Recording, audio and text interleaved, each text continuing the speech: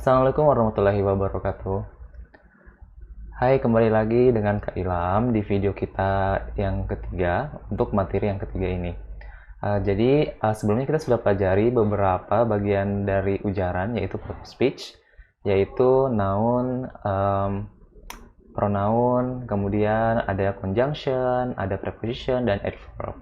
Nah, kali ini kita akan membahas lagi bagian lain dari part of speech, yang mana tidak kalah pentingnya juga. Oke? Nah, seperti yang teman-teman lihat di video, di sini di paket 3, kita akan membahas mengenai verb and adjective, ya. Di verb itu kata kerja, adjective itu adalah kata sifat. Oke? Ada alasan mengapa bagian ini kita gabung, verb and adjective, karena verb dan adjective ini sangat dekat kaitannya. Beberapa kata kerja bisa merangkap jadi adjektif. Bahkan ada beberapa kata sifat yang adjektif ini yang teman-teman mungkin tidak menyangka bahwa sebenarnya mereka ini berangkat dari kata kerja. Oke? Nah, untuk beberapa hal selanjutnya, mari kita ketahui lagi dengan mempelajari materi yang ada dalam video ini. Simak baik-baik ya.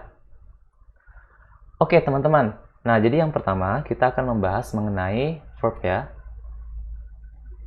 Nah, jadi verb ini adalah kata kerja. Jadi dalam setiap bahasa pasti ada bagian part of speech yang dianggap sebagai verb ya. Dalam bahasa Indonesia istilahnya memang kata kerja. Dalam bahasa Inggris yaitu verb ya. Ada juga istilah lainnya, biasa orang menyebutkan predikat biasanya kalau dalam bahasa Indonesia. Apapun itu, nah mereka ini adalah kata kerja. Apa itu kata kerja? Nah, di sini ada pengertian bahwa verb atau kata kerja ini adalah suatu kata yang berfungsi untuk menunjukkan tindakan dari subjek pada sebuah kalimat ya. Verb dapat dikelompokkan menjadi.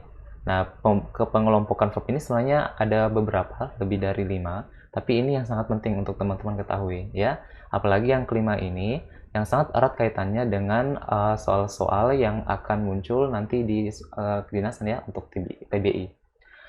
Nah, yang pertama teman-teman bisa lihat yaitu mengenai regular and irregular verb. Oke, itu yang paling awal.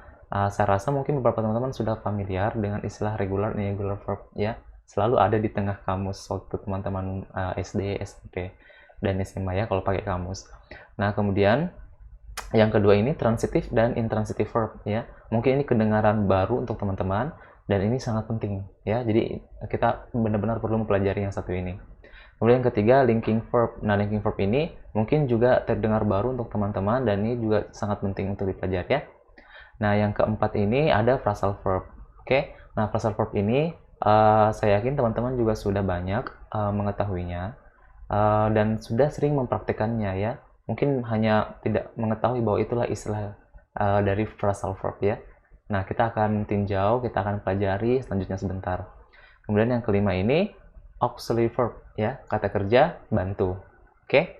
Nah, saya yakin beberapa atau banyak dari teman-teman sekalian ini sudah familiar dengan kata kerja, tapi kita akan menspesifikasinya di sini dan membahasnya lebih detail lagi ya. Are you ready? Oke, let's go.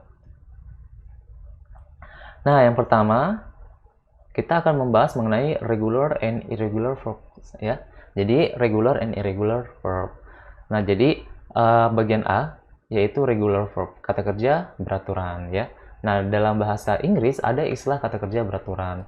Nah, verb atau predikat dalam bahasa Inggris ini cukup berbeda dengan kata kerja dari bahasa lain. Bahkan sebenarnya verb itu memang paling berbeda biasanya dibandingkan dengan kalau disejajarkan atau dibandingkan dengan bahasa-bahasa lain ya. Verb itu mempunyai perbedaan yang sangat signifikan antara bahasa satu dan bahasa lain. Nah, seperti ini ada istilah regular verb ya dan irregular verb. Nah, yang pertama ini regular verb, kata kerja beraturan. Kata kerja beraturan dapat diidentifikasi dengan adanya penambahan akhiran id ya atau ed. Nah, jadi kapan sebuah kata kerja disebut sebagai kata kerja beraturan? Ketika ada perubahan di bagian verb 2, bentuk kedua dan bentuk ketiga. Di mana perubahannya ini ditambahkan kata huruf ed ya. id ya or ed itu. Nah, jadi kalau teman-teman dapat kata kerja yang berakhiran id di bagian verb 2 atau verb 3, nah berarti mereka ini adalah kata kerja beraturan ya, atau regular verb. Oke. Nah, seperti yang teman-teman lihat di sini di listnya, ada beberapa contoh yang termasuk regular verb ya. Nah, ini ada perubahan. Nah, pertama ini present, ini bentuk awal ya, present begitu. Nah, kemudian nanti ada perubahan di sini, bentuk verb 2-nya past. Oke. Nah, nanti ada juga past participle. Kan seperti ini. Nah, di sini ada beberapa kata kerja. Oke. Kemudian ada perubahannya. Nah, teman-teman bisa perhatikan. Jadi kalau misalnya dia verb 2, ada id belakangnya played. Ya, di verb 3 juga sama. Nah, maka dari itu mereka disebut sebagai regular verb ya, karena berubah secara beraturan begitu. Tidak lain sendiri verb 1, verb 2, 3-nya, tapi sama di verb 2 dan verb 3-nya. Begitu juga dengan hal-hal lain di sini ya, kata kerja yang lain semuanya begitu. Oke. Ini sedikit dari banyaknya contoh kata kerja beraturan. Oke, jadi teman-teman bisa mengeceknya lagi ya. Kalau ada waktu atau mungkin punya kamus, bisa dilihat, pasti akan sangat banyak sekali di sana. Oke. Nah, ini kata kerja beraturan. Jadi ingat, kata kerja beraturan itu yang berakhiran id ya. Oke.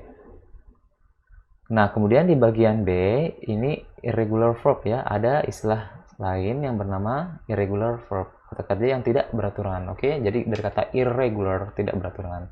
Mengapa disebut tidak beraturan?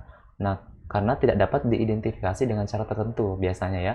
Namun, beberapa kata kerja dengan bunyi akhiran yang sama dapat mengikuti perubahan yang sama pada kata kerja bentuk kedua dan ketiga. Oke.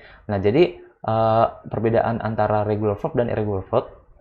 Kalau regular verb perubahannya teratur, yaitu di bagian kedua dan ketiga diberikan akhiran ed, tapi di bentuk ketiga ini tidak berakhiran ed ya. Bahkan mereka mempunyai perubahan sendiri ya, tidak serupa 1, 2, 3-nya gitu ya. Jadi verb 1, verb 2, verb 3 biasanya berbeda semua begitu. Nah, bagaimana cara untuk menghafalnya atau mengingatnya? Biasanya ada beberapa kata kerja di mana akhirannya berbunyi seperti demikian. Nah, nanti jika bunyinya sama di kata kerja yang lain, maka perubahannya juga akan sama ya. Nah, seperti ini contohnya. Kata get di sini, oke? Nah, get itu kalau dia berubah jadi verb 2 adalah got. Nah, nanti kalau verb 3 gotten ya, begini. Nah, nanti kalau misalnya teman-teman dapat kata forget, nah tinggal ingat saja kalau get, got, gotten. Oh, oke, berarti forget, forgot, forgotten, begitu maksudnya ya. Jadi biasanya walaupun susah diidentifikasi, tapi cara tertentu dapat membantu kita untuk mengingat ya, dengan mengingat akhirannya seperti ini tadi. Kalau teman-teman sudah bermodalkan ingat perubahan get, got, gotten, nanti kalau dapat forget, jadi bisa tahu langsung forgot, forgotten. Ada juga beget, begot, begotten ya. Jadi ada perubahan yang serupa dengan bunyi yang sama di akhirannya. Oke? Contoh lainnya ini seperti ini, come, oke, jadi came, come lagi ya. Nah, nanti kalau dapat become, nah berarti became, become, begitu semua. Oke? Jadi sama bunyinya semua, stand, stood, stood. Nah, ada understand, understood, understood ya, seperti ini. Oke? Nah, jadi ada beberapa ya yang bisa digunakan, yang teman-teman bisa gunakan untuk mengetahui perubahannya ya. Jikalau misalnya teman-teman berusaha mencari verb 2 dan verb 3, bisa tebak-tebakan ya. Jika teman-teman sudah bermodalkan tahu tentang sebuah akhiran bunyinya seperti apa, biasanya sama kok. Oke? Contoh lainnya misalnya lagi ya, seperti pay, paid, paid, say, said, said, seperti itu ya. Oke. Nah, jadi ini mengenai regular dan irregular verb. Oke. Untuk materi dan video selengkapnya, silakan cek di grup belajar masing-masing atau klik link pada deskripsi video ini ya.